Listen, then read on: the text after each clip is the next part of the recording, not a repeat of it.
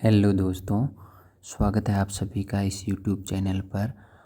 आज हम बात करने वाले हैं राजस्थान पटवारी की सैलरी स्लिप और उससे जुड़ी हुई सारी महत्वपूर्ण जानकारी के बारे में। अगर आप पटवारी बनने की तैयारी कर रहे हैं या इस जॉब के बारे में जानना चाहते हैं तो आप इस वीडियो को शुरू से अंत तक ज़रूर देखिएगा। इस वीडियो में हम राजस्थान पटवारी की सैलरी स्लिप राजस्थान पटवारी में सैलरी कितनी मिलती है और उस सैलरी का ब्रेकअप क्या है। उसके बाद में हम जानने वाले हैं कि राजस्थान पटवारी जो जॉब है उसकी सैलरी और उसके अन्य लाभ क्या क्या हैं। 7वें वेतन आयोग के अनुसार पटवारी की सैलरी कितनी बनती है, पटवारी आप किस प्रकार बन सकते हैं, इन सभी के बारे में डिटेल से जानेंगे। इसके साथ साथ आप इनकी सैलरी स्लिप, इनकी वर्क प्रोफाइल इत्यादि के बारे में डिटेल से जानने वाले हैं। तो चलिए शुरू करते हैं। सबसे पहले आपको बता देता हूँ कि पटवारी कौन होता है। तो सबसे पहले समझते हैं कि पटवारी कौन होता है। पटवारी राजस्थान सरकार के राजस्व विभाग में एक महत्वपूर्ण पद होता है। पटवारी का पद एक बहुत ही महत्वपूर्ण होता है राजस्व विभाग में। यह ग्रामीण क्षेत्रों में काम करता है और इसका मुख्य काम है भूमि रिकॉर्ड को मेंटेन करना, राजस्व इकट्ठा करना, ज़मीन के नक्शे अपडेट करना और भूमि से जुड़े हुए विवादों को सुलझाना। आसान शब्दों में आपको बता देना चाहता हूँ कि यह पटवारी गांव का अफसर होता है जो ज़मीन से जुड़े हुए सारे कामकाज देखता है। अब बात करते हैं राजस्थान पटवारी की सैलरी स्लिप। तो राजस्थान पटवारी का 7वें वेतन आयोग के आधार पर फिलहाल वेतन मिलता है उसको। 7वें वेतन आयोग के अनुसार उनका फिक्सेशन होता है और उनका वेतन 7वें वेतन आयोग के अकॉर्डिंग होता है। तो इनकी बेसिक सैलरी है साथियों, इनका मैट्रिक्स पे लेवल होता है L5 और उसके अकॉर्डिंग उनका बेसिक होता है साथियों 20,800 रुपये होता है इनका बेसिक। इसके अलावा उस पर भत्ते वगैरह भी उनको देय होता है। वो किस प्रकार देय होता है इसके बारे में जान लेते हैं। अब हम बात करते हैं राजस्थान पटवारी के कुल भत्ते किस प्रकार से देय होते हैं। तो इनका पहला भत्ता है साथियों डियरनेस अलाउंस यानी कि महंगाई भत्ता। तो महंगाई भत्ता फिलहाल में राजस्थान में 53% चल रहा है, यानी कि आपका जितना मूल वेतन होता है उस मूल वेतन का आपको 53% आपको महंगाई भत्ता यानी कि DA मिलने वाला है। ठीक है साथियों, ये था आपका महंगाई भत्ता। उसके बाद में अपन है ना कि कैलकुलेट करेंगे कि इनकी सैलरी कुल मिला के कितनी होती है एज ए बेसिक के अकॉर्डिंग। उसके बाद में आपका होता है HRA। ये होता साथियों मकान किराया भत्ता, जिसे कहते हैं हाउस रेंट अलाउंस HRA। तो ये साथियों अलग अलग सिटीज़ के अकॉर्डिंग अलग अलग होता है। तो ये वर्तमान में 9% चल रहा है। तो ये नॉर्मल सिटीज़ में और मेट्रो सिटीज़ में ये डबल होता है 18%। तो ये भी आपका मूल वेतन का होता है 18%, मूल वेतन का 18%। ठीक है साथियों, इसके बाद में आपको मिलता है अलग अलग कि यात्रा भत्ता यानी कि ट्रैवल अलाउंस, यात्रा भत्ता और इसमें इसे बोलते हैं ट्रैवल अलाउंस। ये आपका अलग अलग यात्रा पे डिपेंड होता है, ये आपका यात्रा पर निर्भर होता है। यात्रा आप कितनी करते हैं उसके अकॉर्डिंग आपको ये देय होता है। इसके बाद में साथियों बात करते हैं आपको यदि किसी अलग से पटवार हल्के का चार्ज दिया गया है तो उसका भी आपको एडिशनल भुगतान किया जाता है। वो भी आपका उस समय की जो भी दर है उसके अकॉर्डिंग देय होता है। अब हम बात करते हैं कि यदि कोई व्यक्ति नया पटवारी लगा है और उसका वेतनमान किस प्रकार से निर्धारित होगा।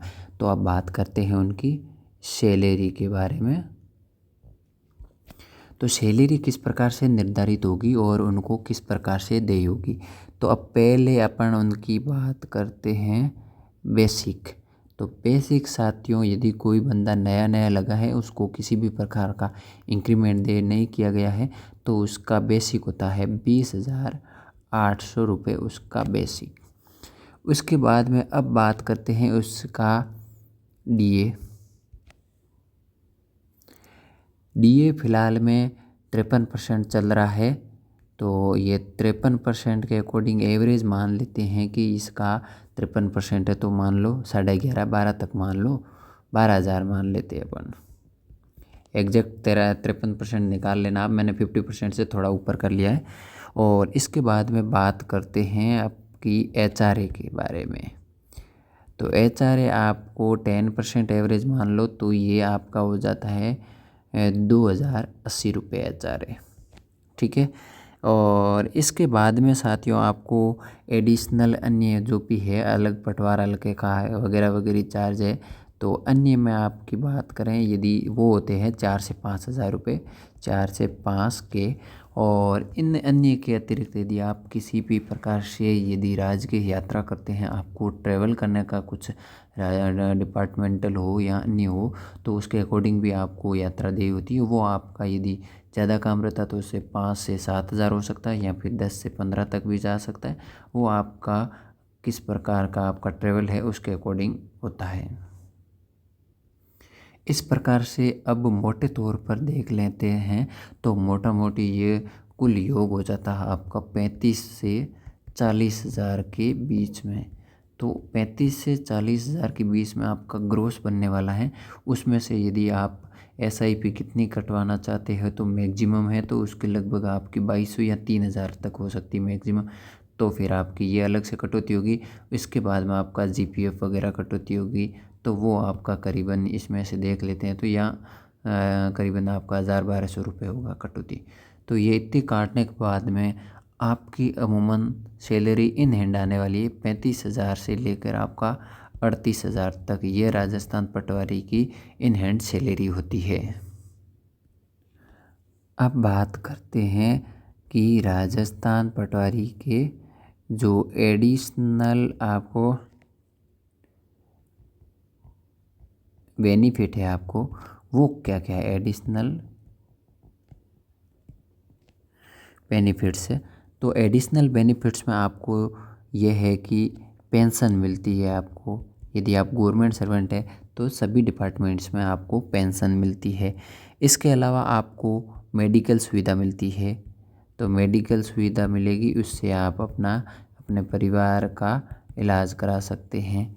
इसके अलावा आपको छुट्टियां भी मिलती है। छुट्टियां साथियों अलग अलग डिपार्टमेंट या फिर उसके अकॉर्डिंग अलग अलग होती हैं। टीचर्स को CL 12 मिलती है और पटवारियों को 15 CL मिलती है। इसके अलावा PL मिलती है। तो टीचर्स को PL का प्रावधान शायद तक 15 तक ही हो सकता है, जबकि अन्य डिपार्टमेंट में उसमें PL 1 साल की 30 PL मिलती है।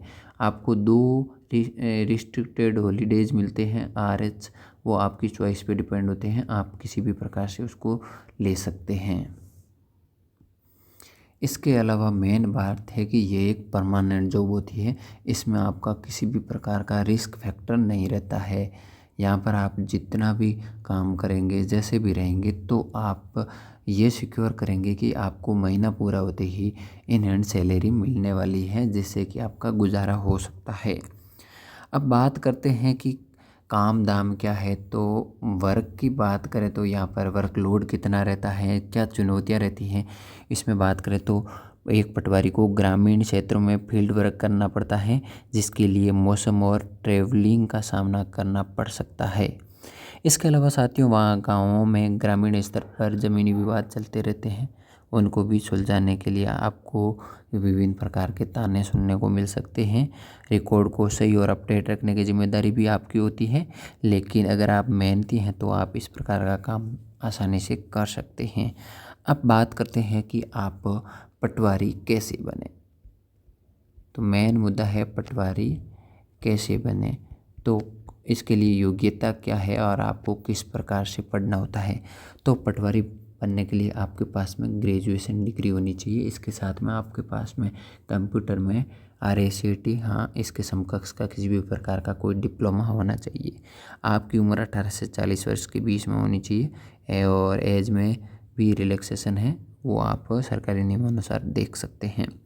चयन प्रक्रिया की बात करें तो इसमें वर्तमान में राजस्थान में RSM SSB द्वारा CET परीक्षा आयोजित की गई है। उसमें यदि आप क्वालिफाई कर रहे हैं तो आप आगे आने वाली पटवारी भर्ती के लिए आप एलिजिबल होंगे और उसमें आप बैठ पाएंगे, अन्यथा आप पटवारी नहीं बन सकते। तो आपको बता दें साथियों, ये था राजस्थान पटवारी की सैलरी स्लिप और ओवरऑल इसके बारे में इन्फॉर्मेशन का वीडियो पसंद आए तो वीडियो ज़रूर लाइक करें, चैनल पर नए तो चैनल को सब्सक्राइब करें।